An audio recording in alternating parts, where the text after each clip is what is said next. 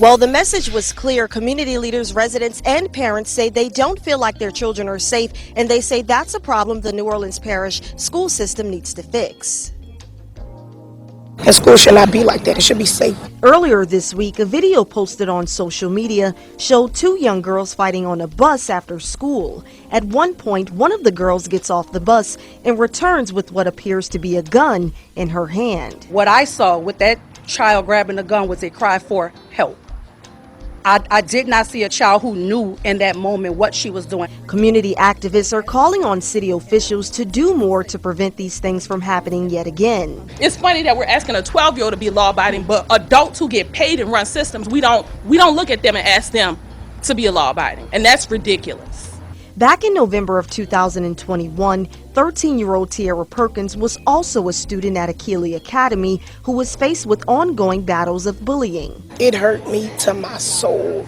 This ultimately led to her taking her own life. I would hope that we don't have to relive what we lived last year when a student thought that the only way out of such a traumatic experience at her school was to come. As a parent of three daughters, one of which was a victim of bullying, Maisha says she wants to see more from the public school system. Where's the funding? Where's anything for our kids? You know, our kids are the future. They're not fools. They just need better schools. Now, after speaking with a few community activists, they say they want to see more and they want to see better for their children, and they won't stop fighting until that problem is fixed. Back to you all in the studio. And Courtney, this happened right outside of the school board. Tell me, what has been the response from our new superintendent, Dr. Avis Williams? Has she addressed any of these issues directly? Now, while she hasn't directly addressed the two most recent incidents with students that happened at this school behind me, she did address bullying and mental health concerns in youth, and she says those two topics will be at the top of her priority list. I've given this some thought. I am an advocate for stronger anti-bullying laws to be placed on the books, the state and federal level and shit, even though this would add to the prisoner pipeline, situation that we have going on in the ethnic community and shit. What we do have is a pervasive bullying problem as well and whatnot. It's rarely talked about and shit. It's very, it's marginalized and whatnot. They don't really report on that the way they should do. And in depth and whatnot. And I think that I feel like talking about this and shit, okay? Because I think bullying is a big problem and shit. Why a lot of portion of kids can't properly get a good public education and shit. When one is offered, all right? Now, when I was a kid, we could wear our own clothes to public school and all that bullshit. But when I became an adult and whatnot, I noticed that my nieces and nephews were wearing uniforms. And the reason they implemented uniforms was so that no one could wear gang-affiliated, gear. That's from my understanding and shit. That, a lot of the girls, they want to control their clothing, so they couldn't wear anything like, revealing and whatnot. Because I went to school, those were some issues. Whatnot. You did have people that were really in gangs and everything and shit. And I'm a Generation Xer and whatnot. So, I can remember as far back as, the 70s, when people were actually wearing jackets, like skater jackets with the gang names on it, like some shit out of the Warriors. Yes, I actually saw shit like this, the Black Gangster Disciples. So, I recall them wearing like these black skater jackets with yellow, with the yellow Star of David on the back, and it said who they were on there. And I guess, even if that was like the early 80s or whatnot, I think maybe they were wearing their parents' gear or something, just like second generation thugs or whatever, And then they kind of ebbed away and it just became like certain things like a hat turned to the right or, some other shit. It got so bad during my time that they would release some paperwork with lists of banned things that you couldn't wear, And, a lot of the girls, when the 80s came with Michael Jackson and Madonna and shit, you had motherfuckers wearing like beaded jackets with those studs on it and those studded belts. And they banned those because you could turn those into impromptu knuckle dusters. And they had to ban for the girls because, honest to God, man, my hand to God, man, no shit. A lot of girls would come to school when I was like the first 2 or 3 years, you saw like a lot of girls coming to school wearing like lingerie and shit, like but with pants and shit, like wearing like a fucking teddy or wearing like a literal camisole and shit. I think you've seen a female with a whole lingerie getup on and like an overcoat and shit. And that's another story I want to tell right here. It's fucking hilarious, by the way. Yeah, I want to talk about the problem at this academy. I shout out to Pink Book Lessons and whatnot. This where obviously where I saw this shit at. This serves as an impromptu reaction video, but I just want to say I am going to take some jabs. All right, you see a lot of sisters, in positions of power and shit, and the shit is just off the rails. It's indicative of what's going on in our ethnic community and shit, and what we need to address, quickly. So, you know, situation with the goddamn bus and whatnot. The only thing I can really suggest is that you don't have most of these schools may be lucky to have 1 or 2 safety officers on premises and shit, but like honestly, they should just get like the gym teachers and put a gym teacher on those fucking buses. I don't know how many fucking buses there are. Well, for like at least a segment of the kids, like the younger kids and everything, they should have a secondary teacher on those station on those buses and shit, riding those bitches in, to deal with shit, and then monitor who's who and shit.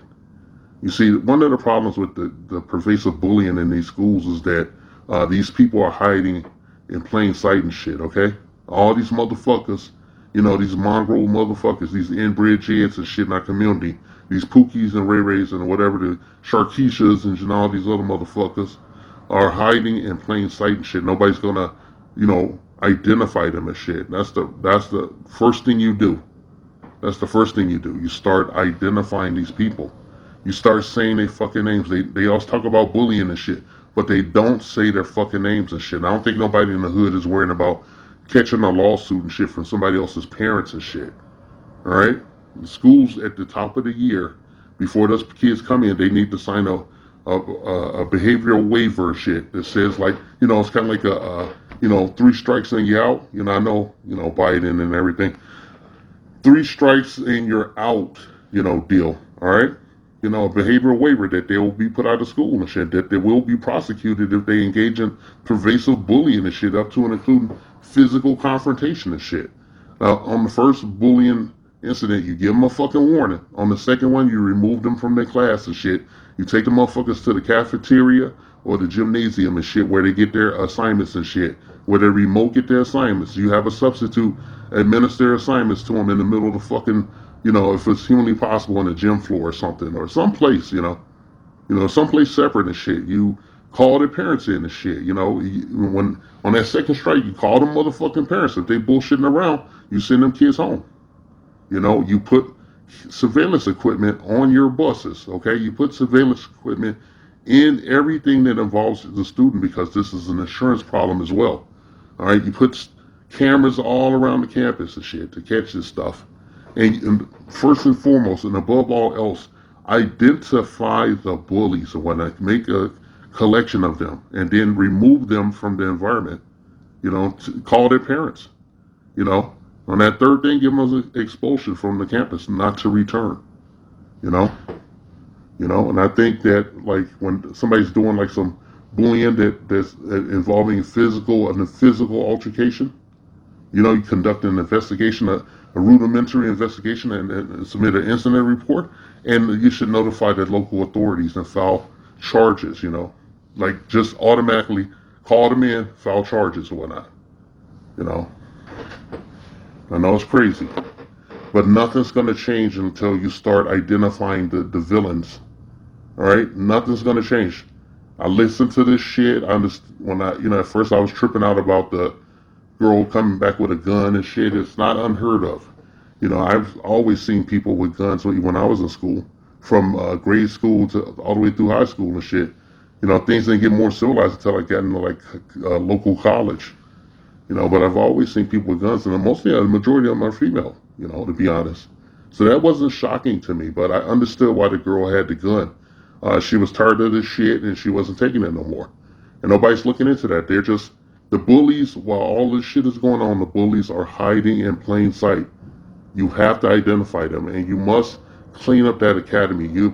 The superintendent should bring in that principal and submit. She must be the subject of an intense, review of her methods, and she should be placed on the academic leave. She should be placed on leave, and they should bring in an interim principal to run that shit and do it and send in the measures that I talked about. Well, not the problem is you're not identifying the bullies.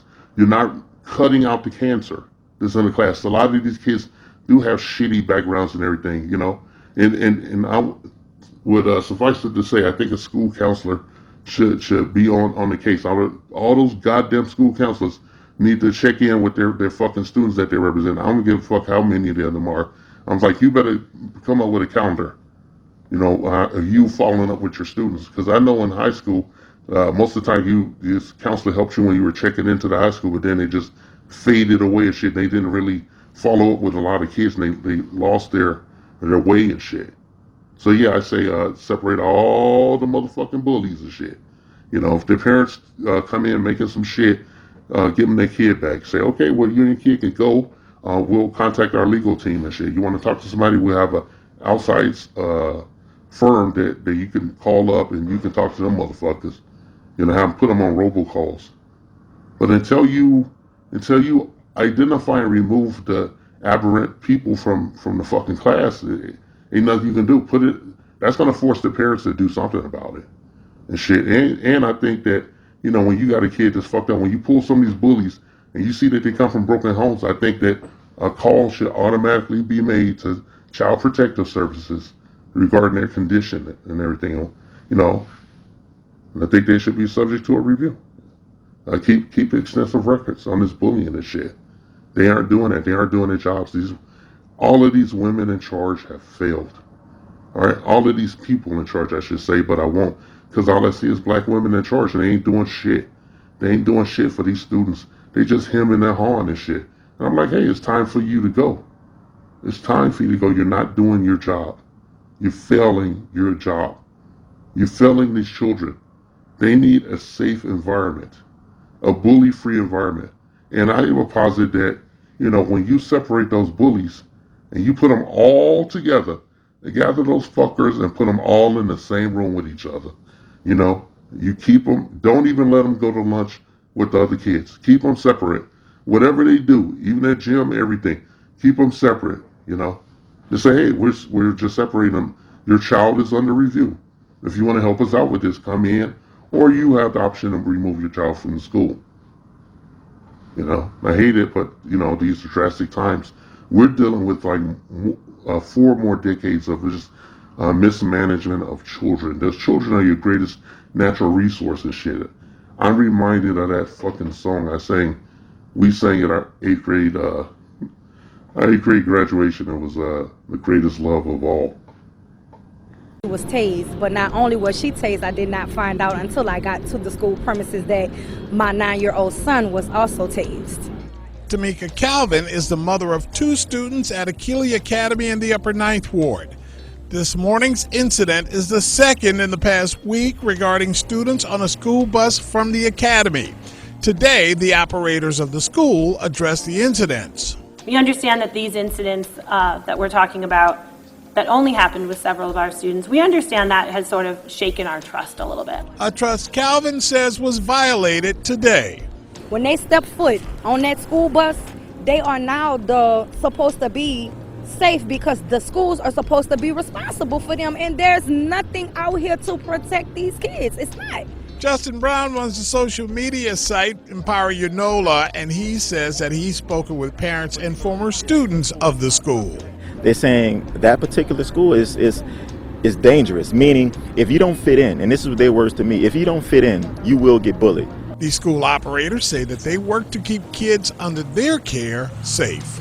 We take that really seriously, and we want to make sure we are ensuring all of our students have the great experience they deserve at Akili. So the 13-year-old was arrested and charged with 2 counts of simple battery in this incident. Meanwhile, Tamika Calvin said she's been looking for another school to send her kids to because she doesn't want to put them in this situation again. Susie, Kurt? What a turn of events. All right. Thank you, LBJ. I'm in a rage. Oh yeah? Yo, why is that, G? Other races, they say we act like rats in a cage. I tried to argue, but check it. Every night in the news, we prove them suckers right, and I got the blues. America. Get busy, Humpty. The red, the white, the blue and the red for Crips and Bloods, the white for who's got you doing time. Busting caps on one another. The underground's down for peace among brothers. Kill a black man? What? Yo, what are you, retarded? Tell them, Hump. Yo, do you work for the Klan? Do what you like. Unless you like gang banging. Let's see how many brothers leave us hanging.